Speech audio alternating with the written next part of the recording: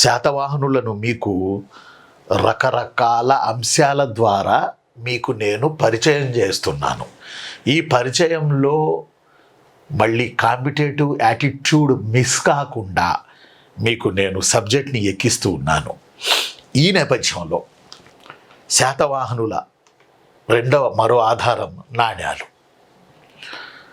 నాణ్యాలు అంటే ఇప్పుడు చూసినట్టు మనం రౌండ్గా లేవు. ఇప్పుడు మన నాణ్యాలన్నీ మీ అందరికీ తెలిసిందే రౌండ్గా ఉంటాయి. కానీ శాతవాహనుల నాణ్యాలు ఒకటి రౌండు, మరొకటి చతురస్రం, మరొకటి దీర్ఘ చతురస్రం. ఇలా 3 రకాల నాణ్యాల యొక్క shapes round, circle and flat and లేకపోతే స్క్వేర్ అండ్ రెక్టాంగులర్ ఈ 3 షేపుల్లో శాతవాహనుల నాణ్యాలు ఎక్కువగా దొరికాయి. ఏ షేప్లో లేవు వీరి నాణ్యాలు అని అడిగే అవకాశాలు ఉన్నాయి. అంటే ఈ నాణ్యాలు తెలంగాణ, మహారాష్ట్ర, ఆంధ్ర, కర్ణాటక 4 ప్రాంతాల్లో 4 రాష్ట్రాల్లో కూడా ఈ నాణ్యాలు దొరికాయి. ఈ నాణ్యాలు ఈ షేప్లో ఉన్నాయి. ఏ షేప్లో ఉన్నాయి?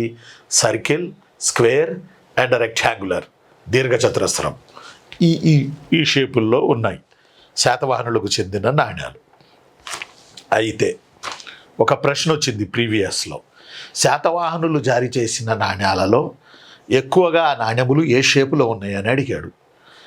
ఆన్సర్ ఎక్కువ నాణ్యాలు శాతవాహనులవి కొంచెం బాగా గుర్తుపెట్టుకోండి, స్క్వేర్ టైపు ఎక్కువగా ఉన్నాయి.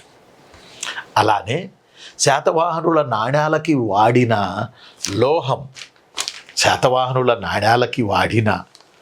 లోహం, ఎక్కువగా ఏది ఉన్నది అంటే వెండి, సిల్వర్. ఎక్కువగా సిల్వర్ అంటే రాగి ఉంది, సీసం ఉంది, తగరం ఉంది, బంగారం నాణ్యాలు ఉన్నాయి.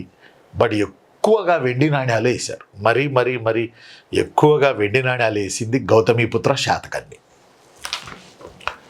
లేకపోతే ఆ పీరియడ్లో ఎక్కువ సిల్వర్ కాయిన్స్ ఎక్కువ వేశారు. కాబట్టి వీఆర్ వెరీ క్లియర్,